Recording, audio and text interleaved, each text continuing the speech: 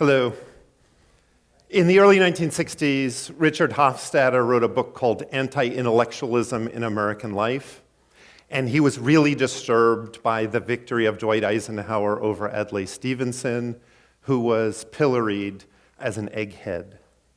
And the book begins with a congressional hearing for one of Eisenhower's crony appointees to be the ambassador to Sri Lanka. And in front of the US Congress, the proposed ambassador could say nothing about Sri Lanka. Now, I start this story because those folks from the 50s make the Trump appointees look like dolts. The people that Hofstadter was upset about were reasonably talented compared to what's happening today. And I want to use that as a framework for understanding what my life's passion is about, the teaching of film. And I want you to think about film not as just a thing that one does when one goes to the movies to have fun and eat popcorn. I want you to think about the ways in which film positions us in relationship to the world and makes us think about our own place in the world. So I want to use a culinary metaphor. If infrastructure died and we wandered around the state of Illinois, we would all die of starvation despite the fact that corn plants grow everywhere, because the corn has been engineered in such a way as to be turned into high fructose corn syrup, so we wouldn't be able to digest it. This is the kind of food desert we live in when it comes to the cinema. And I want to demonstrate some examples, and I want to propose some solutions. So I've done studies of the kinds of criticism that popular reviewers have made of important movies. And added up, there's a number of trends that I want you to observe. The first is most obvious, which is popular film reviewers are not allowed to give away the ending of a movie. And this is simply unacceptable. You can't talk about a movie unless you know how it ends. Now, academic critics don't live under this stricture. You can talk about the ending of Moby Dick, because that's what literary scholarship does. And so I want you to ponder how we could fuse what academic criticism does well. It says smart things about textual material like novels and films. And I also want you to ponder the benefit of popular film criticism. So when I say the middle ground, I mean we need to take the best of both these worlds and fuse them together. What's great about popular criticism is it talks about movies when people actually care about them. And so with the exception of this opening film, most of the films I want to talk about are very, very recent. But I want to start here because a huge preponderance of reviews of Steven Spielberg's Lincoln were about what a great actor Daniel Day-Lewis was in embodying Lincoln. And that's fine. Daniel Day-Lewis is a great actor. But without a theory of acting, one cannot possibly process what that might mean. For there's not just one Lincoln, there's many Lincolns.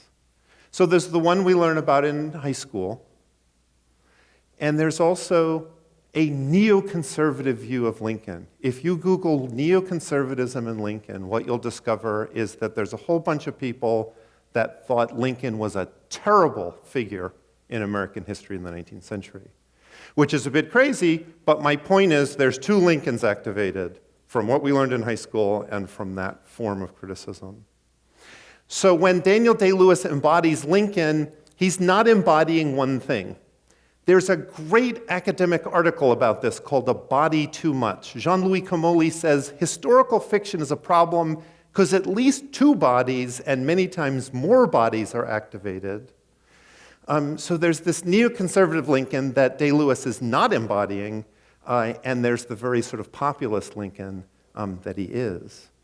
So the popular criticism is reductive, and it can be made less reductive by using real critical tools: sociology, history, critical theory.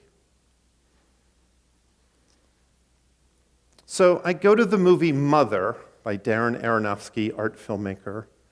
Jennifer Lawrence and Javier Bardem live in this strange house, isolated, nothing around them, and we begin to realize it has something to do with biblical allegory. But that's not the only thing the movie is about, for it's referencing horror movies. The Shining hovers over Mother. More importantly, Rosemary's Baby hovers over Mother because Jennifer Lawrence's baby gets ripped apart at the end of the film. But what the reviewers do is reductive. They kept interviewing Darren Aronofsky, asking him, "What's the film about?" He's like, "Go watch it." "What's the film about?" "Go watch it." And he finally gave up. He said, "It's a biblical allegory." And then people brushed their hands and said, "Okay, now we don't have to think about it again." Reductive criticism. Brad Pitt's Ad Astra. Brad Pitt goes on a mission to Saturn. Something's gone wrong with a mission that his father's running, Tommy Lee Jones. And I'm sitting at the movie, and I'm like, oh, this reworks Joseph Conrad's Heart of Darkness, right? Marlowe goes down a river to find Kurtz. Kurtz is an insane lunatic. So I go home, and I expect to find no good ideas in the criticism, but instead I find something quite wonderful. Critics write one sentence: Ad Astra is reworking Heart of Darkness. But nothing beyond that. A sentence with no meaning other than that's true. So I research why, and it turns out that James Gray told the reviewers, "I'm reworking Heart of Darkness." And this is actually quite obvious if you step back. James Gray's film before Ad Astra is The Lost City of Z, which is literally Heart of Darkness. It's about white imperialists who go to Latin America and rape the landscape. So we're getting a little closer with Ad Astra. At least there's some good idea, but it's not followed up with a paragraph that's desperately needed. This is why we care. Ad Astra reworks Heart of Darkness. And we do differential analysis. Heart of Darkness is about the failure of Marlowe to learn anything from Kurtz, and then he has to go back to Kurtz's fiancée, the intended, and talk to her about not the horrors of colonialism, but to lie to her, to say, your husband died tragically. Ad Astra, on the other hand, is about fatherhood. When Brad Pitt gets out to the equivalent of Kurtz, he has to discover that his paternal lineage is empty. And that is a very different meaning than what Heart of Darkness was up to. The film that's on everyone's mind is Joker, a completely revolutionary comic book movie that in fact guts the nature of the comic book movie. And if you read the criticism of the film, everyone knows to say it's reworking these Martin Scorsese movies. Joker is about vigilantism, and so Scorsese's Taxi Driver hovers over this film. It drips off the film while you watch it. And most importantly, since the Joker goes on TV to be a comedian, it reworks Scorsese's King of Comedy, where Robert De Niro is a comedian on the Johnny Carson show. But I want to step back and say, let's do something completely different with this. Those are obvious. They don't actually tell you much about what the Joker does. And so I want to suggest that if we use a third Martin Scorsese movie and triangulate, and no other critic has done this, we look at The Big Shave, Scorsese's NYU student film from the late 60s, It features a man in an antiseptic bathroom shaving. At the beginning, he's shaving normally, and then he cuts himself, and a little blood trickles. We're like, that's weird. And then blood trickles more, and at the end, he slits his throat. Scorsese's film is an avant-garde film about bodily performance.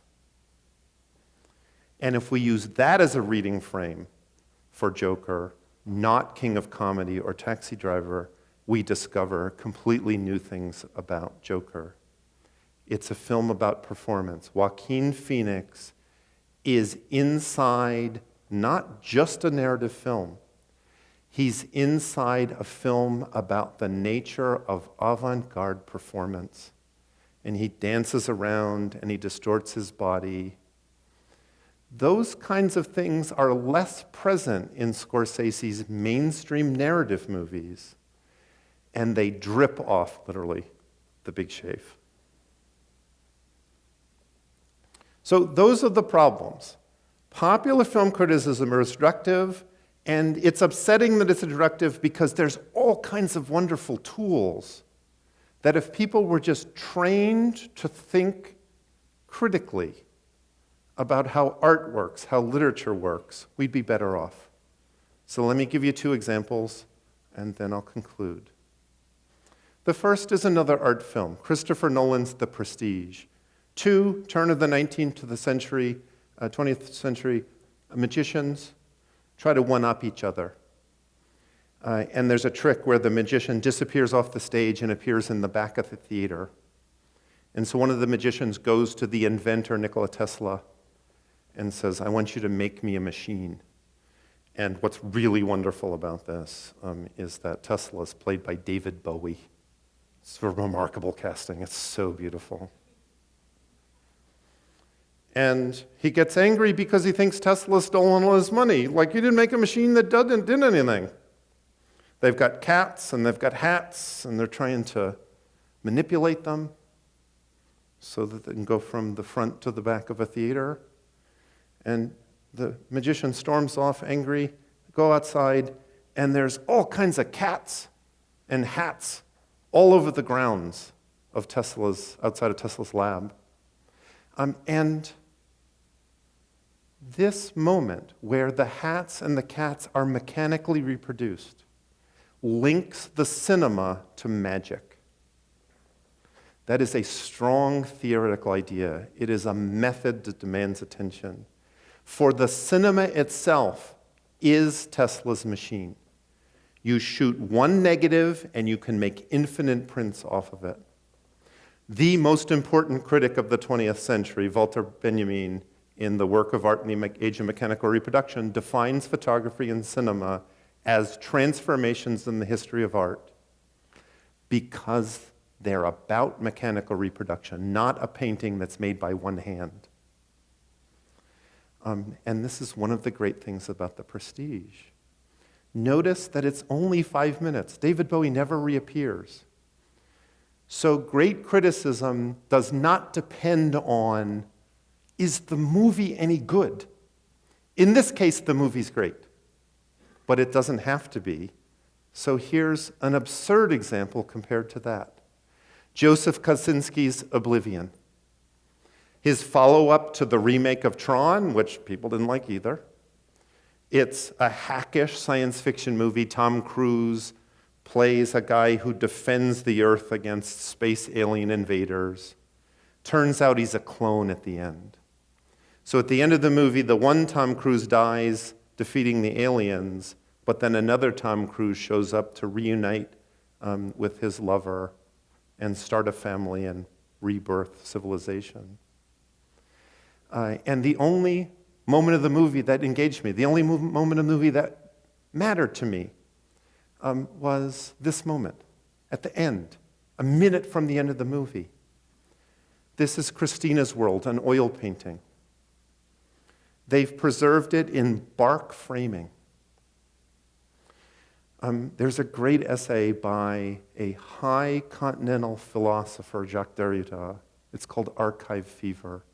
He's interested in the way in which science fiction impossibly projects a future about apocalypse, and yet you can't project a future about apocalypse because everyone's supposed to be dead after an apocalypse. So people have to live. So David Rin's The Postman, the Kevin Costner movie, he starts redelivering the mail. He reboots civilization, which means civilization continues to exist. And that's the archive. Christina's World is the archive in oblivion. And there, I've taken a movie that everyone would reject. It's dumb. And there's this moment of lightning where it's not dumb. That if you drive Derrida at oblivion, you discover something important about the nature of the stories we tell to each other. Will a future exist? And whether there's apocalypse or not, if the future exists, we will have survived to look back across the apocalypse. And it will be preserved by archives, art archives, literary archives. Okay, so I'm going to leave you with one thought. Watched the pilot of Game of Thrones, didn't like it all so much. Running and fighting and eating and resting, Lord of the Rings nonsense. So I waited and waited. Over the break, I watched all the Game of Thrones episodes, and I know that people said about the ending, it's awful. And I endured all the fighting in Game of Thrones, and I got to the ending, and the last episode is the only episode that matters. The king becomes an intellectual historian. Bran has been converted by learning, and he's the historical repository of Westeros. And the act of making him the king, which people responding to the show were like, that's awful, is the antidote to anti-intellectualism. All the other people with swords and muscles are destroying humanity. So when this kid gets made the king, it becomes a narrative about the triumph over anti-intellectualism. This is fructifying food for us. If we know how to do this, the world will be a better place. And by telling you Bran is the king of Westeros at the end of Game of Thrones, I've ruined the ending. The world has not ended. Thank you very much.